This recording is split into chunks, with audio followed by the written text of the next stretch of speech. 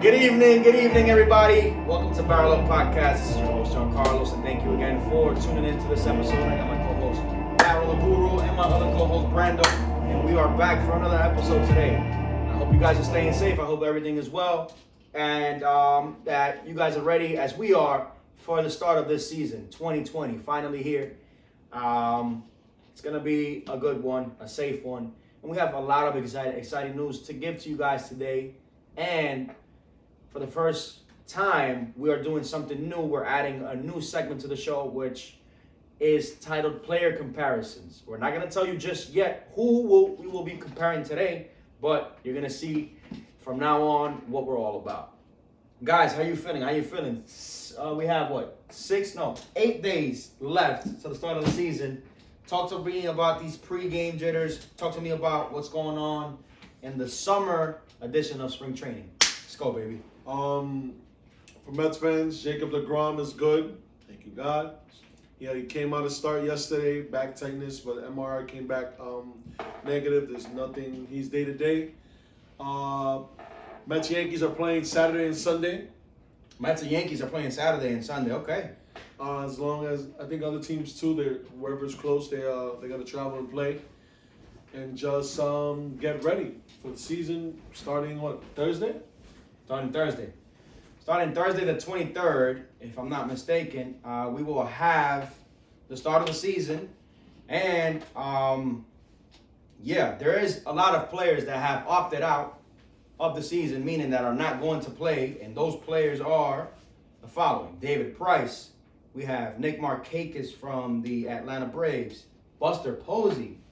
Buster Posey is a guy that rarely misses time on the field, but it's respectable to see that he is adopting. He's adopting a child and Twins actually. Twins, and there are in the ICU or something like that, intensive care unit, and he wants to take care of his family. You're saying they were born prematurely, and he doesn't want to take any risk to getting COVID or just having it, because it is asymptomatic, and just maybe getting his newborns infected. Right. Which is a respectable decision. And we're living in crazy times, so you can't really be upset at him for making that decision. It's only 60 games. Yeah. But then again, these players that I have mentioned, there's more. We got Ryan Zimmerman from the Washington Nationals.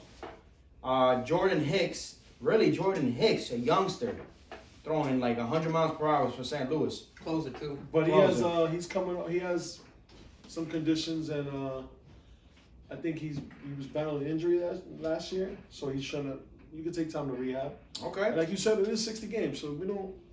Daryl, what do you think about these players that have opted out and these 60 games? For example, in this list, there are 35 age and up year players like Ryan Zimmerman and David Price. 35 or close to 35.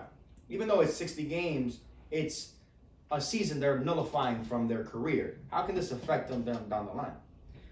Well, these are players who, for example, Ryan Zimmerman, this would have been his last year under contract. So it does affect his free agency for the following season. Mm-hmm. But guys like David Price who will sign long term, Jordan Hicks he's on the team controller long term, and guys like Buster Posey who's kind of the franchise player. These guys could they could take a step back. Okay. And opt out. But I think it changes the dynamic for the team that they play for. For example, David Price with the Dodgers, who was slated to be their second starter. Now they have to scramble and try to readjust their rotation. That's an argument right there that I want to have briefly right now. David Price as a number 2 starter in a rotation these days, questionable in my end. You guys, what do you guys think? I think he would have been a good number 3, solid number 3, because you got Clayton and Walker.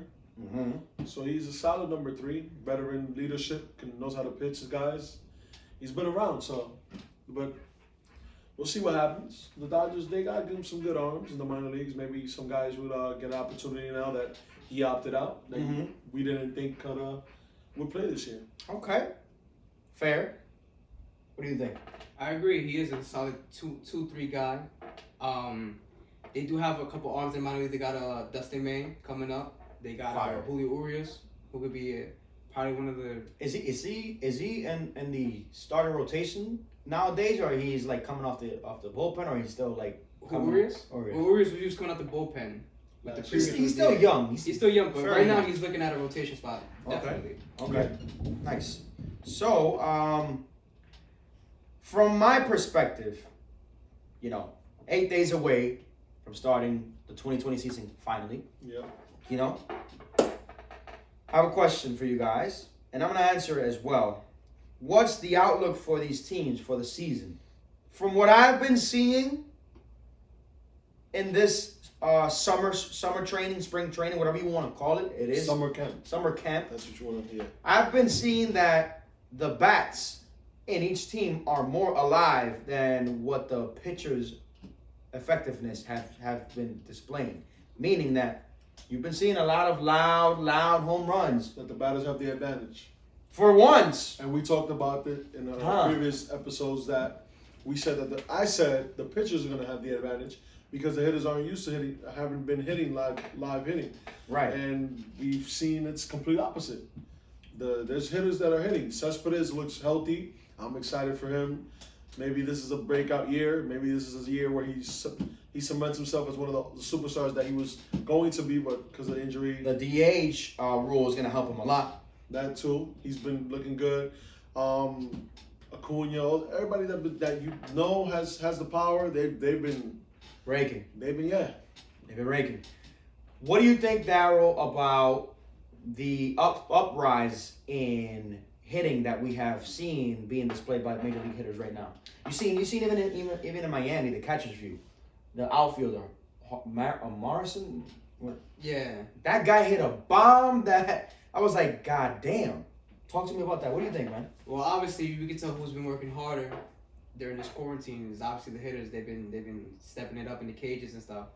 But yeah, honestly, for pitchers, they've been throwing their bullpens and stuff like that. They've been keeping their routine, but it's a different beast when you're up there on the mound. Didn't I mention in previous episodes where I was talking something along the lines where I said that it would be a bit harder for pitchers to come back and be as effective as they were because, like Darryl just said, throwing bullpens and working on your arm by yourself every day, yeah, you're going to be healthy, you're not going to get injured. But having that major league regimen that they're used to every day, it's not the same. So maybe that's the little rust that they're taking off right now on shots. You see, because pitchers are very routine. Like they're very, they're like robotic in some sense of like how their routine is. You got day 1 through 5 to make that start.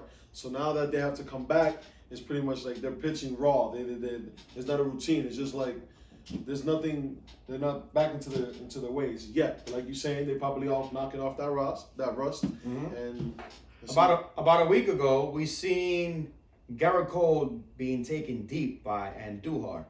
And that was one of the most remarkable things I've seen in summer camp because if you guys didn't know the backstory to that, he had just struck out a guy, and these are the new rules, right? Gary Sanchez is used to throwing the ball around like every catcher is. When somebody strikes out, Gary Sanchez threw the ball around, and the umpire was like, nope, can't use that ball anymore. It's been touched by too many hands. And Garrett Cole's like, but I like this ball. I saw it on John Boy Media's page, right? John Boy Media is a very good editor, baseball guy, where this guy, literally, like, in his videos, you can see what the players are saying. And you see Garrett Cole saying, but I like that ball. The umpire's like, nope, seriously? All right. Next pitch, gone to the right field. So there's a lot of things that you have to keep in mind where some players have superstitions, and if they feel right one way, they're gonna play that way. And MLB is trying to cut down on that. So like for pitchers, they lick their hands or they touch their forearms for the sweat. MLB said that's not allowed this season. What are some of the contingencies that aren't allowed as far as because of Corona? Touching each other's butts, all that. Well, shit. they can't high five. They have to social distance in the dugouts. They're gonna use a kind of like sort of the first couple rows of the fan seats of the stands to kind of spread out the team. You can't spit on the field. You can't lick the ball. Well, you can't lick your fingers and then touch the ball. Oh shit! You can't wipe your sweat off and then touch something or someone.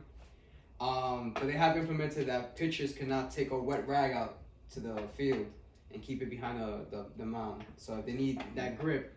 Baseball is hard enough. I'm sorry to cut you off, but baseball's hard enough already. And to just add all these regulations to it, that will be surprising. Guys, It's new. Everything's gonna be new in a sense. from what you have seen so far, the talent and exhibition, because these are all exhibition games, what player or what team excites you for these next 8 days to come? Bo Bichette, my God. Bo Bichette has been on a tear. I'll say that for one. You know, Bo Bichette is playing with so much fucking confidence that in 2 years, I see him as the face of that franchise. Guys, thoughts? Who have you seen that has impressed you and that you're like, oh shit, this guy's gonna have a crazy year? Well, obviously, one of my favorite players would be Mookie Betts, who's been tearing the cover off the baseball. Started off slow in the first week and then just revitalized himself. And the Dodgers are an exciting team to watch. I think for the couple of inter-squad games that I've watched, I think the most fun to have watched that I've seen would be the Dodgers. I'm pretty excited about what they have in store. Also, a team that's coming in hot with a lot of potent lineups. Hell yeah. Will be the Minnesota Twins. They just got Miguel Sano back from the COVID list. He was out for COVID. And then the under-radar teams will be like someone like the Boston Red Sox who have a pretty solid lineup. Yeah, I've seen Alex Verdugo performing to what we know he can perform and already making an impact in that lineup. That's gonna be fun to watch. Brando, sorry. I'm a Mets fan, so I gotta say it. Yo is back. Woo! Yoenis Cespedes. 60 home runs in 60 games. Yo is back. I just pray that he stays healthy through the 60 games, and if there are playoffs in the Mets foreseeable future. I like the Braves. They just picked up Yasiel Puig. Nick Markakis came out that he was not going to play out of the blue. The organization was very shocked at that decision, but now they picked up a big piece, a good bat with the DH. He will be DHing. Also, I think he will play a little left field, and they use Marcelo Zuna as a DH. Kristen Pache, the young outfielder for the LA Braves. The young stud hurt his ankle. Oh man! On Monday night in an inter-squad game, he had a double in that same game. I think it was the first or second at bat. Ended up hurting his ankle, so he might be down for a little bit. But I think the Braves, to be honest, they're looking like the favorite for me to win the World Series this year. They got Cole Hamels. King Felix opted out, said he won't be playing this year. Why would you do that, King Felix? Okay, I understand. But it's like, how much do you have left in the tank? Keep going. Exactly. That makes, for me, one of my favorite pitchers. But like I said, we're in different times. Different times. Yeah, so. But I like the Braves. The Rangers are also pretty good. Did anybody see the bird fly this week? Meaning, did you see the home run that... The parrot? The parrot, sorry. Did he walk the parrot? He walked the fucking parrot. Encarnacion walked the parrot this weekend. This past week, he hit a fucking shot. But did you see Luis Robert? The home run? When he fell down? He fell to the front side. Yeah. And still hit it out? Damn, that's beast. A lot of capability there to The White Sox are pretty good too. Don't sleep on the White Sox. Don't sleep on the White Sox. There's gonna be a lot of surprise teams that we didn't even think were gonna be somewhere in the playoffs might get in. Who do you think has made a bigger impact to their teams as starting pitchers? John Flaherty or Giolito? I think during this offseason, I think Giolito had the biggest kind of from where he was to where he is now. He upped his changeup and his slider, just two off-speed pitches. Monster. He's going to roll with that. Changeup is bread and butter. And they got Dallas Keuchel too, right? As well, yeah. That's what I'm saying. Like the Chicago White Sox, where's the hat? So around here somewhere. Is this one? Is this one, yeah. They have a shot. They have a shot at doing big things. Keep going. But Jake Flaherty, he's slated to be their starter, St. Louis starter. He's been consistent every year, so I think he's gonna. Some fans or some baseball figures out there last year had the audacity to compare Flaherty to DeGrom. I mean, it's a good comparison, but it's DeGrom and then like the rest of the league. So you wouldn't put DeGrom and Cole. I need your honest opinions and facts, guys. On this show, as you can see, we talk facts. we give educated opinions, but we merely focus on facts. Where, this is the question now for everybody here and the audience, comment down below. Where do you mark Garrett Cole and DeGrom when it comes to best pitchers in the league? Who's better and why? For me, DeGrom is the best pitcher in baseball right now, at the moment. Garrett Cole, I put him number 5. I wouldn't even put him number 2. My eyes just lit up. I wouldn't even put him number 2. Well, for me, like he said, DeGrom is the best pitcher right now DeGrom in is baseball. for me too.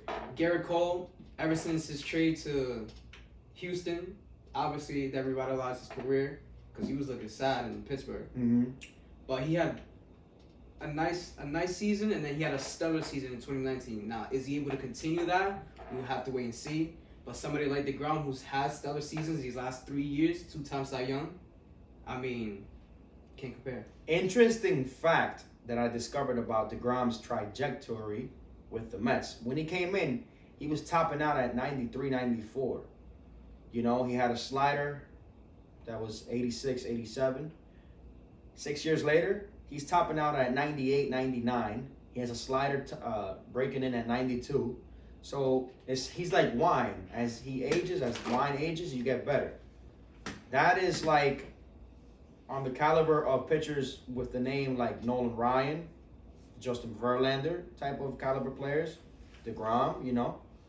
So I still see Cole in that realm. I can't lie. There's something about Cole that speaks to me, man eater, like this guy is gonna destroy you in the box. He's a competitor. He likes to compete. Strasburg is another one. Strasburg is one of my favorite pitchers as well. I'm happy you said that name because I was going to lead into it. Mm-hmm. But for me, Strasburg's behind DeGrom right now, ahead of Scherzer. Oh, of course. Ahead of Scherzer. Yeah. Who was ahead of Scherzer? Strasburg. Okay. That's Well, why- that's a bold It's not a bold statement. He proved it in the World Series. Who won World Series MVP? True. But Three- the last 3 years, three where the great hell starts. has Scherzer been? On the top of the top. Correct.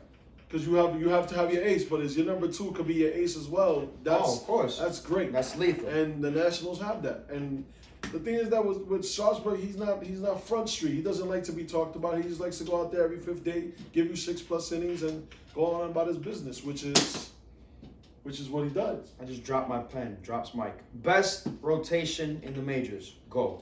Right now, Go. you go ahead first. The Nationals. The Nationals. That's Who do you have? My 2 is Tampa Bay, and I get to that in a little bit. Shit. Well, they did get Tyler Glass now. I saw him pitch last night. He was pitching pretty good. Damn, we don't Nationals have got a Syndergaard. good- The Mets don't have Syndergaard. So Listen, no, we didn't even go to the Mets because I don't like No, Mets. we're not gonna give it to the Mets. I don't like Mets. I'm a Met fan. We're all Met fans, by the way, and a Red Sox fan. Red Sox fan as well. You're gonna be surprised. Don't say the Yankees, bro. Houston Nationals. Mm. You got Verlander, Greinke, and McCullers. Yo, I like McCullers? Lance McCullers. Don't sleep on Lance McCullers. Lance McCullers in 2017 was giving you the freaking work. You know, Yep, can he yep. have a comeback season? Questionable. That's what we gotta questionable. But I like it though. you said the Houston Astros. You said the The Washington Nationals. I'm gonna have to go with.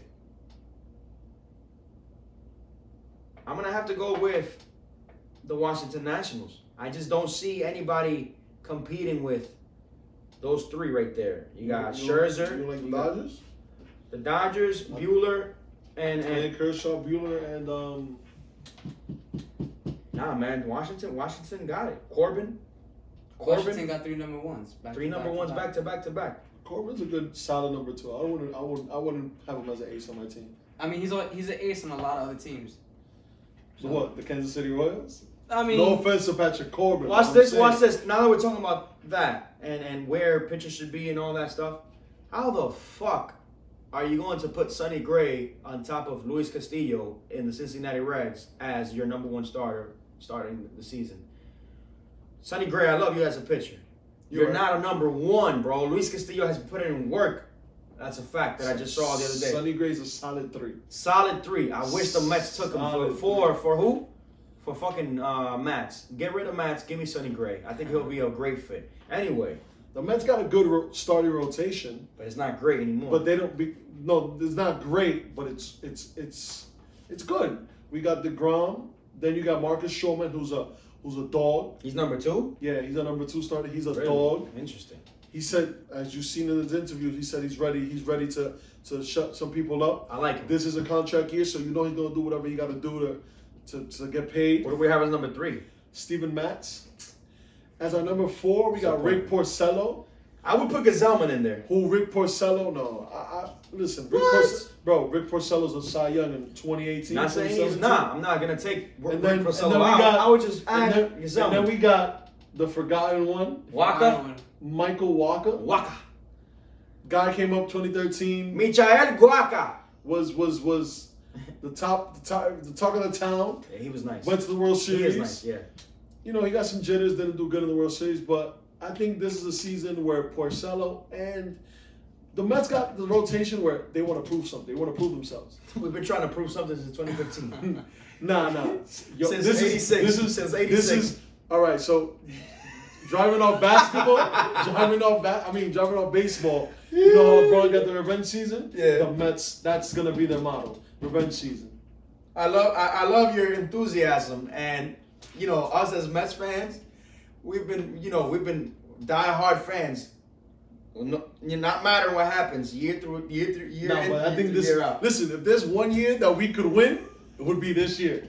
And you know why I hate that? I don't want to take Listen, bragging rights for this year though. And I know. That's what I'm saying. Everybody's gonna be like, "You guys want a shortened season." Yeah. It doesn't matter because so there's gonna be like an asterisk next to everybody. Whoever wins this year. You can't put an asterisk. If anything, put an asterisk to last year's reigning champs. Motherfuckers. No, sorry. 2017's Yeah. champions, the fucking Houston. 2018 too. What if we don't know if Boston was cheating? They had They Nationals. They weren't They cheating. weren't they cheating. had Alex Cora, who So- was on the team 2017. So, Yankees had Listen, Carlos we're not gonna Beltran. get into that. We're not gonna get Whatever into that. happened to the document that was sent to the Yankee P.O. box saying from the federal I don't know the department date. saying It's gonna be open. There's Man, a that date, shit though. got buried, man. we don't hear nothing about that shit. Baseball came back. The Yankees was like, yo. The Yankees was like, yo, keep it quiet. Hey. How do you feel about Paulo Sandoval? Well, we gotta talk about my man Paulo Sandoval. Yo, real my quick. man's came to camp looking like a real panda, man. My man's is big, but we don't fat shame here. But listen, No. You can't be a Yo, pro fuck, I'm athlete. skinny. Wayne, You're skinny. I look like him. Like this is not normal as a baseball player. Like Yo, baseball. I need a contract. No, San baseball's the best. Francisco, I'm here. Baseball's the best sport. You know why? We take them thin, we take them round, we take them all types of shapes. We still hit though. That is true. Bro, that guy's hitting bombs with that belly. but listen, I mean, they got the DH now, so that pays. That I mean, he has a spot, but you can't be. I'm not gonna say you can't be, but you're a pro. You're a veteran. You're a pro athlete. You can't come into camp. You know how much like money that, he? man. You know how much money he's making this year? How much? $5 million. And how much you spent? No, I'm sorry. From the Red Sox contract alone, the Red Sox are paying him this year $5 million. Yo, that's the biggest scam I've ever heard. No, the biggest scam I've ever heard was Crawford from But we traded him and that contract, so we didn't have to pay that. Carl Crawford. That nigga robbed the league and left. Literally left, stole. Yikes. Yikes. So you mentioned earlier, Yasiel Puig with Atlanta. I was surprised he was off the Yeah, market. you He was don't on the Munoz market from Boston. No, he was on the market. for too long. Guys, we've It's been not a giving you bad great trade. information. Sorry. But the best is just to come. We're about to give you Yeah, we're just getting warmed up. the business. Well, I wanna go back a little bit. Go ahead. You mentioned Yaro Munoz. Yes. So this is his story. So this guy, He's a catcher, right? no, he's an infielder. He's a super Third utility guy. baseman, yeah, super utility. This guy is a beast. But he was with St. Louis, so Yeah. overshadowed by that crowded team. The team stacked with talent. He couldn't find his spot, his everyday spot. There's no way for him to play, unfortunately. But he got upset, and then he just stopped going back. He didn't report to camp. He didn't tell the team where he was going. He took a flight to DR. He went back home. He legit did what they do in the NFL, lockout. walkout. Walkout. Yeah, He did what they do. He went AWOL. Yeah, he went AWOL. He's not gonna show up at camp. That's what they do when they My man, They wanna I'm do contract surprised you have a problems.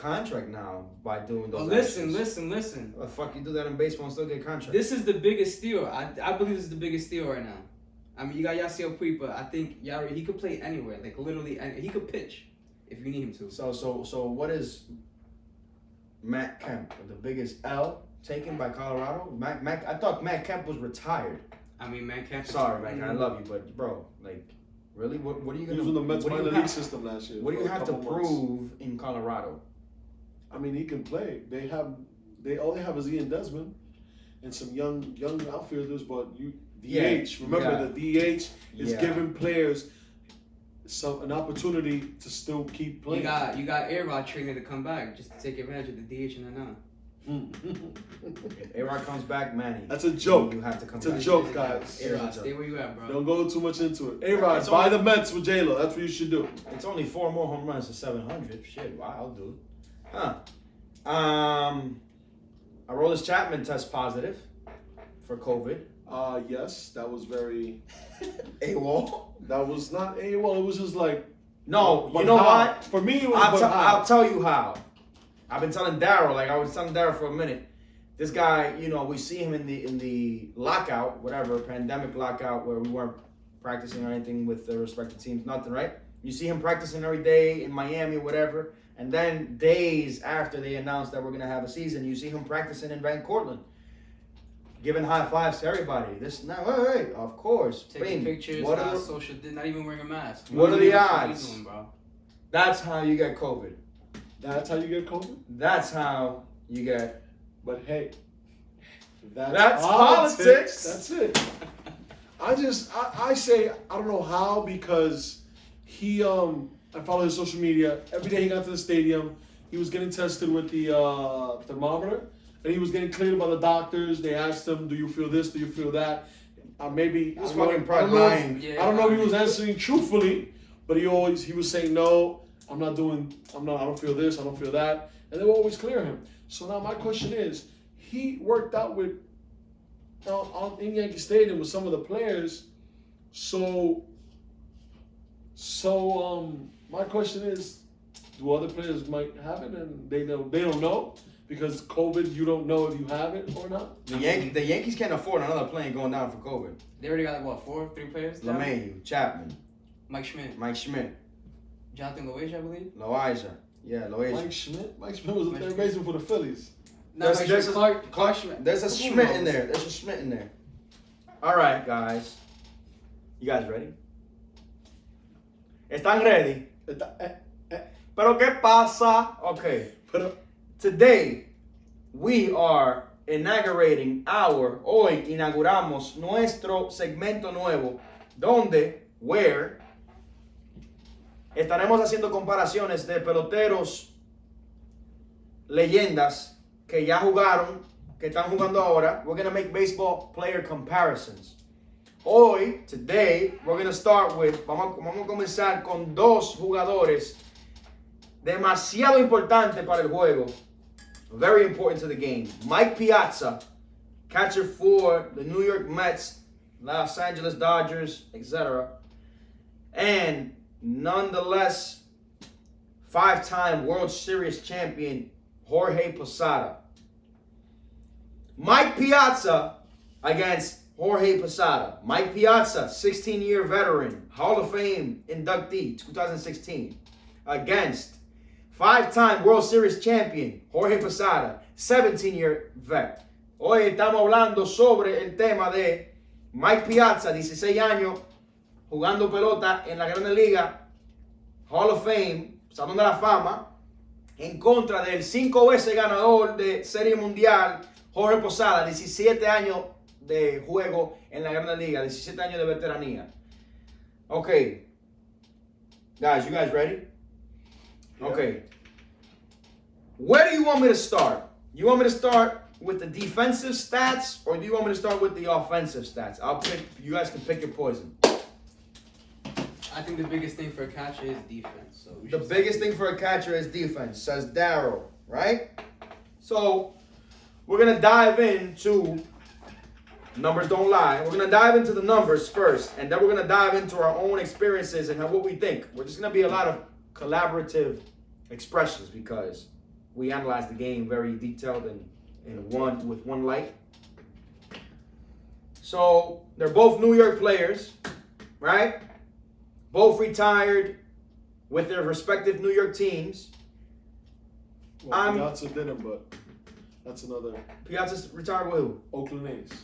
He went to San Diego, then to the Oakland A's. Fuck you, Piazza, for doing that. Anyway, I thought you retired with the Mets because you had one of your most memorable runs with the Mets. Anyway, thank you for that correction. We're going to start with defensive stats, right? In 16 years of playing Major League Baseball, Mike Piazza in 16 years, games caught. We got 1,629 games in 16 years. In 17 years, right? On the other hand, we have Jorge Posada. He caught, games caught, 1,575 games. So we have a difference there of around, 40 games? I would say 40, give or take, 45, 40-ish games. That Piazza caught more games than did Posada in less years, right? When it comes to innings, this is lopsided. So Piazza record 6,723.2 innings, while Posada caught 11,579 innings. This is very notable. Why? Because this just goes back to show you that Piazza was known for his hitting, was a great catcher, but was out of the field most of the time due to knee injuries. So even though he caught more games, he caught less innings than Posada, meaning Posada was out there for 9 innings straight every day. Rock solid. Putouts. This is close. We have Mike Piazza with 10,848 putouts. We have Jorge Posada with 10,018 putouts. Does anybody want to explain to the audience what a putout is? So a putout is when a catcher catches a strike, or a ground ball in the dirt, throws him out at first. Somebody swings for strike 3, and then he has to throw him out at first, throw him out at second. Yeah, so that would be a putout for a catcher. Okay. Errors. Damn, their fielding percentage is very close. The maximum fielding percentage is 1,000. If you field 1,000, you are errorless. You are perfect. In 16 years, Mike Piazza had 124 errors. It's not that bad. I mean, if you do the math. 16 years, 124 errors. I will do the math right now, as a matter of fact. How many? You got 162 games per year. You're averaging what? That's eight errors a year. 8 errors a year. That's not bad for a catcher, but it's a little high for me. Right. It's a little bit high. Yeah. It's a little high. In 17 years, one more year, Posada had 90 errors. That's the number we're looking for. That's the number we're looking for. No, Posada, five a year. We'll give you 5. and we don't even know. 2 games, 5 errors. That's not bad. That's amazing. not bad. And we don't even know what kind of errors they are. It could be a throwing error. It could be a Fielding pass error, ball, pass wild ball, pitch. yeah. Because some scores, the pitcher throws a wild pitch and they blame the catcher for not catching it. But sometimes it's their fault. In case of Gary Sanchez. Why isn't Gary Sanchez training with Posada? We're not gonna deter. Well, here's the thing about that. We're not gonna deter from Gary Sanchez. Let's focus on this comparison. Saying. Gary Sanchez is. I feel like he's too big to be a catcher, but that's a different topic for a different answer day. your question. Say your question again, please. Why isn't Gary Sanchez training with Posada to be a better catcher? Well, see, this is the I know why. He's with Miami. He's under. Well, he's not under contract, but he works for the Miami Marlins, who's owned by his Jorge best Posada? buddy, Posada, yeah. Derek Jeter. So Jeter brought him in to work with the. I didn't know that. I didn't know that. So he does that, but for another team. For another team. Okay, guys. Fielded percentage for Mike Piazza overall in 16 years, 0.989. 11 more points and it's 1,000. 11 more points and it's 1,000. Fielding percentage for Jorge Posada in 17 years, 0.992. 8 more points and it's 1,000. So, with these conglomerated stats that I've given you guys, and I'm going to give my piece depending on what you guys say as well, because I need your input. Who's the better catcher defensively? You go ahead. Defensively, I got Posada. Okay. I'm not a biased person. Jorge Posada is the better defensive catcher. He's been on the field longer. He's done more for his team defensively. When I talk about defensive, I'm talking about blocking, catching. Arm. No. No arm? No arm, not yet. Who has the defensive wise, meaning without throwing yet? Off those characteristics. Jorge Posada. He's the best overall for me. Better arm, because Mike Piazza was just too slow. So Mike Piazza didn't have a good arm? Best overall defensively or best overall catcher? You gotta be specific on that. He's best overall defensively. Okay. Posada's better defensively than Mike Piazza. Posada is better defensively than Mike Piazza. In all aspects. Arm, defensive blocking, he's better. Framing, all that. Framing, nice yes. stuff. Calling a game. But wait, when it comes to this is why I said leave the arms out. When it comes to putouts, we have a lopsided number. Well, here's the thing though. Catchers can control the putouts. Correct. Depending on the pitch and the mind, it could be a ground ball pitcher, a fly ball pitcher, or Correct. a bad pitcher who gives up home runs. True. But how are you gonna have more putouts in less innings? I mean, it all comes down to the pitching though. Historically, the Yes. Mets have had better pitching. Yes. The Dodgers have had better pitching. Agreed. Yes. Good point, Darryl. Good point. Winner on the defensive side. Key point to undertake. None of these catchers were Gold Glove winners. They did not win one Gold Glove. Well, unfortunately, there was a guy named Ivan Rodriguez in the American League Yeah. from like 1990 Yeah. to like 2001, 2000 something. Yeah, he's in his own level. I mean, yeah. it's the same thing with. There's a lot of catchers now that should deserve a Gold Glove, but Yadier Molina, Buster Posey's there. Salvador Perez. Oh, I'm saying it was like there's always a generational catcher that's that guy. Posada was a good number 2 behind Ivan Rodriguez on the defensive side. Estamos claro. We're clear that Posada is a better defensive catcher, or was a better defensive catcher. Correct. Going once, going twice, going 3 times. Yes. Sold. Posada, you are better, or were better defensively. Now, the tables turn. Plot twist. When it comes to offense, cuando se habla de la ofensiva, escúchame, la cosa cambia. It's a whole different ballgame now. Yep. All right, so Mike Piazza in 16 years as a 16-year vet, his career average was 308. In 17 years, Posada's average was 273. 308 Piazza, 273 Posada. When it comes to home run numbers, we have Piazza, 427, locking him in as 50th overall in the Major League list, all time. Then we have Posada with 275. 427, 275.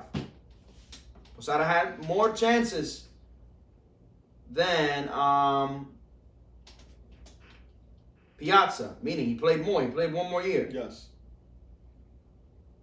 RBIs, runs batted in, 1,335, locking Piazza at 95th all time, while we have Posada at 1,065. It's not bad. Posada over 1,000 RBIs. It's not bad. It's not bad. In 6,900 official at-bats,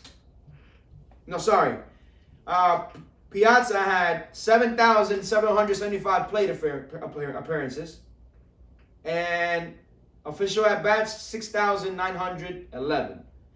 Official at bats, Posada had 6,992. 6,911, 6,092. Hits all time. Piazza had 2,127 hits all time. That's a great number. Over 300, over 400 home runs, and hit over 2,000. Shit. That's why he's in the Hall of Fame. Good point. And Posada had 1,664 hits all time. He had 7,150 plate appearances. Okay. 1,664 for Posada hits, 2,127 for Piazza hits all time. Lopsided. This one is taken over. In the first 1, 2, 3, 4, 5 categories, we have Piazza leading the first 5 categories offensively. When it comes to runs all time, first 6, sorry, because I just added this. 1,048 runs all time for Piazza. 900 runs all time for Posada. When it comes to doubles, 344 doubles all time. Wait, because now it's lopsided on this side. Posada had 379 doubles. Piazza, 8 triples. Posada, 10 triples all time. Base on balls, Piazza, 759. Base on balls, Posada, 936. Better on base percentage, I guess. He got on base more. Strikeouts. Damn, I thought it was going to be inverse.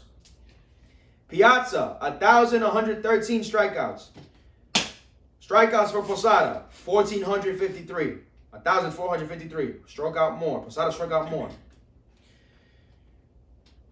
On base percentage, we have Piazza with on base percentage of 377. On base percentage for Posada, 374. That's not bad.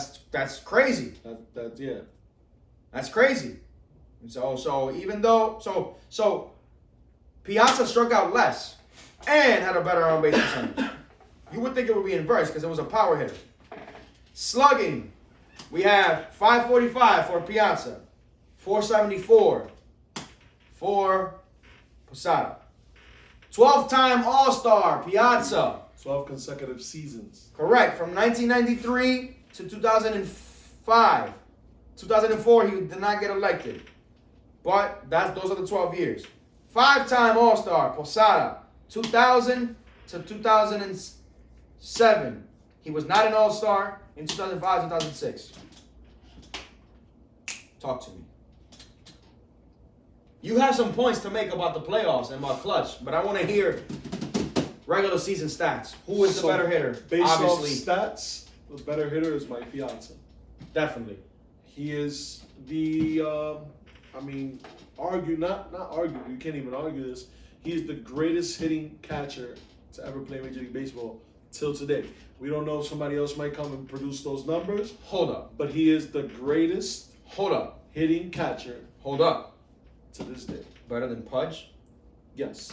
Great. We'll look those stats up. I believe in a statement. We'll look those stats up for the next show. Yes. Thoughts? In baseball, they say, in your career, if you can be a 300 hitter, it's almost a guaranteed lock Hall of Fame. that you make the Hall of Fame. Yep. 308 for Piazza. And he is in a Hall of Famer. If you can average a 300 batting average in your career, you are elite. So I give offensively, it would be Mike Piazza. He has the better stats. He played one less season. He's been injured more, I believe. Yes, And definitely. he's still able to produce those numbers. I think Piazza's the better hitter than Posada. Yes. Without a doubt. What differentiates the two is that Posada is a 5-time ring holder.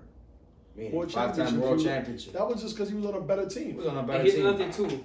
But the Mets were competitive in Very. World Series, Here's the thing playoffs. too. They played in different leagues. So Piazza played in the National League, and then Posada played not arguably, the toughest league would be the AL East. It would be the toughest division. Toughest division, definitely. In So my I think that opinion, plays a factor. Piazza had an easier ride than Posada. But, Okay. He's still the better hitter. Where do you base your statements off? Because this is interesting. When it comes to they were both clutch. They were both clutch. In the regular season? Yes, Mike Piazza has created some memories for a lot of people. September 11th, the first game after September 11th, against the home run against I think it was John Rocker. I think it was Chandler Park. The home run. I think so. We'll look it up. We'll look it up. But that home run is played over and over and over again. Posada is more postseason. That he had that single against the Red Sox, Game 7 of the Up the middle. Yeah, Game 7 of the ALCS against Boston, when Little, the coach, brought in Pedro Martinez on like a day rest or 2 days rest, and that blew the game open. What year was that? 03, Game 7 of ALCS. And then Boone hit the walk-off Wade Field. But Posada was clutch. Defensively, he had a lot of throw him outs in the playoffs that counted, that broke up a lot of momentum. Because he was clutch, and everybody's clutch in their own way, but he was more defensively because he is more defensively sound. But Piazza was clutch also with the bat, and to be honest, they were just great players. I'm surprised Jorge Posada's not in the Hall of Fame myself. It's an arguable statement right there. Offensively, he doesn't have the stats. Offensively, he doesn't have the stats in my opinion either. Okay, but my question is this, guys. But defensively, if we're going off that, Ivan Rodriguez went into the Hall of Fame based off his defensive stats. He was the greatest catcher of his generation. Bro, correct. he batted 300. He batted 299. Gold gloves, so much love. Yeah, that's the thing. He was Man's a beast. He was the best in his generation. I just hope Yachty can get in. I don't think he has Yachty numbers offensively yet. Absolutely, I think Yachty he's gonna have a smooth. No, but Yadier Molina was known for his glove first, and then now he's known for more of both. All right. So now the question is, guys, we know that Posada was more defensively sound. We know Piazza was more offensively sound. Correct. Who's the better player and why? Go ahead, Darren. You want me to give you my input real quick? Yeah, go ahead. Answer your own question.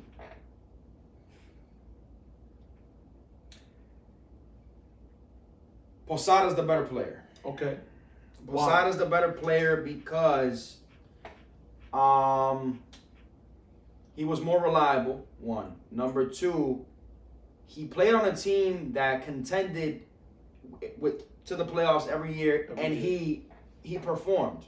Mm-hmm. He knows how to call. He knew how to call a battery. He knew how to call a great game. A great game with any pitcher.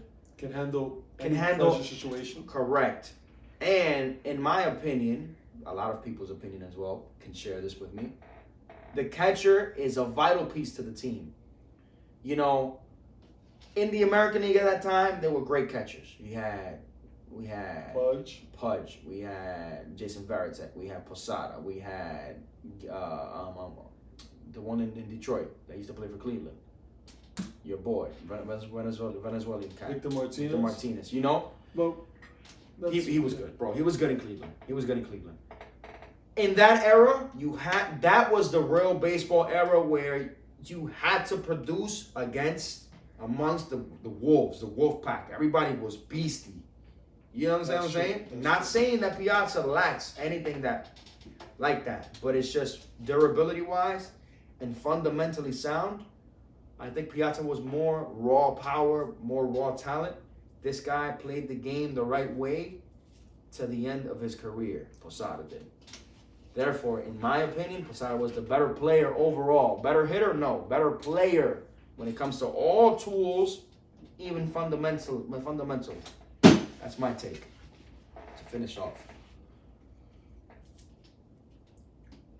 I was gonna say Piazza. Go ahead.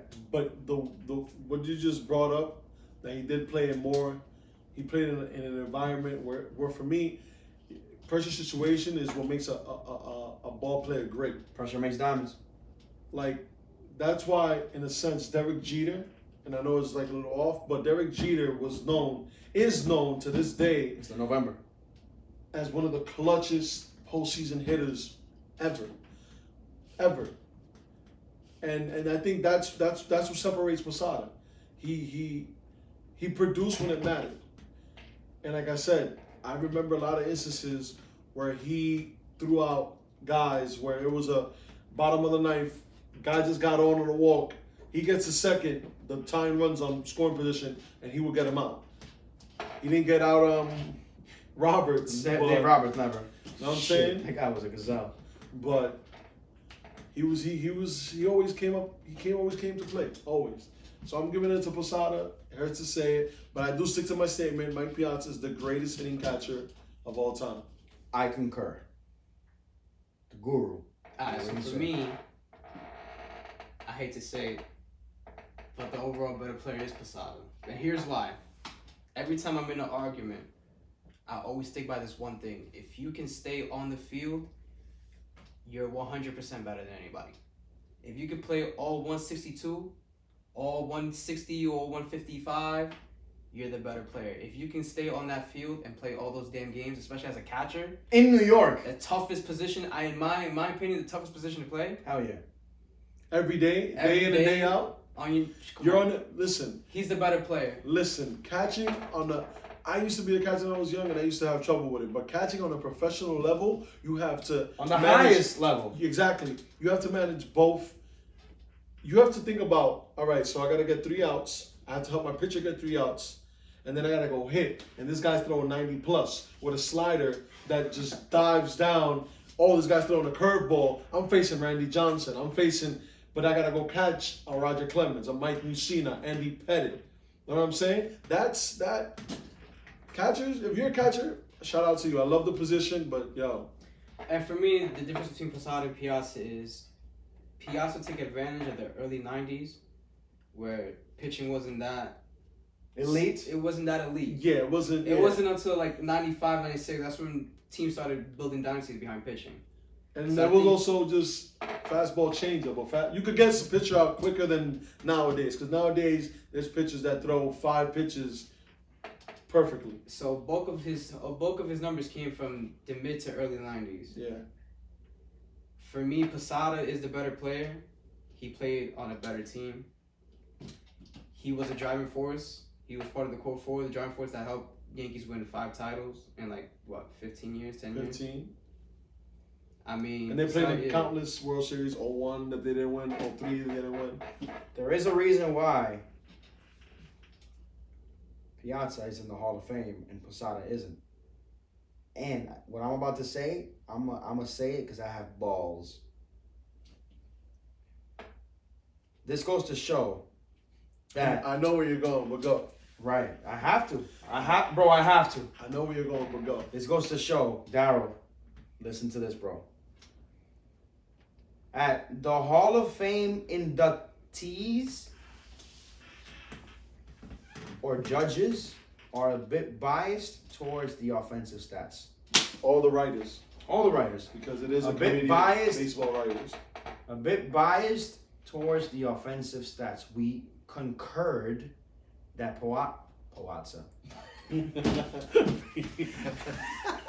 That Posada overall. Posada. That Piazza. No. That Posada overall Okay. is the better player. But we did concur as well That Piazza. that Piazza Mikey is the better hitter. So, With that being said, yes. in In today's comparison of 2 great catchers, who would you want on your team? Last question. if I'm starting your team, Subscribe to the YouTube channel. Follow us on Twitter. Follow us on Instagram. Soon, follow us on Apple. Listen to us on your way to work on Spotify. Help us, guys. We're helping you. Help us help you. Help us help you. Let the kids play. Let the guys talk about And sports. I want Posada on my team. Go. I was gonna say that by next week, before the episode airs, well, there might be baseball played. And you might see us getting arrested at a field near you. Just saying. Just saying. City Field, bullpen game. Don't make it hot. I want Posada. What do you want? Depending what I need, Starting a team? if I'm starting a team, I will take Posada. I'm taking Mike Piazza. I'm taking This Piazza. motherfucker's biased against. He's a hitter. Listen, Mike Piazza is just. I'm an offensive guy. I don't care about defense. I really don't. All right. I like a Pitching shootout. wins ball. Defense wins ball games. Yeah, but if you could hit a 3-run home run in the 9th inning, Who the fuck can do that You know what I on a mean? regular basis in this era? Listen, With that being said, ninth guys, inning. don't listen to this guy. 9th inning. Don't listen to this guy. Your boy John Carlos here, Gene, whatever you want to call me. Love is love. Thank you for tuning in to this podcast episode. Guys, subscribe, guys. My boy Daryl the Guru. It's all love. Stay safe. Wear My your boy mask. Brando, we just killed it. Subscribe, please subscribe, share, tell your friends. Repost, like, comment. Do what you gotta do. You already know. Have a good one. Fucker out.